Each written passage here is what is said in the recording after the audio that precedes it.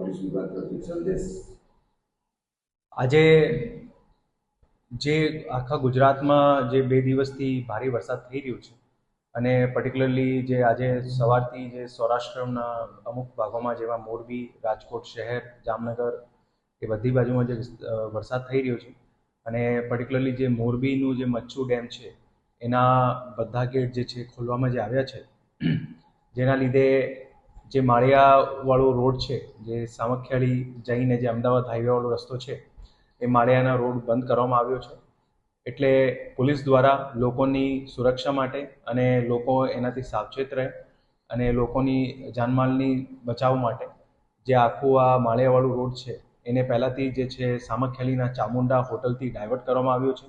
અને આ જે ડાયવર્ઝન આપવામાં આવ્યું છે, જે લોકોને અમદાવાદ જવાનું થતું હોય એ પાલનપુર, આડેસર ને આ બધું રસ્તો લઈને લોકો આરામથી એનાથી નીકળી શકે.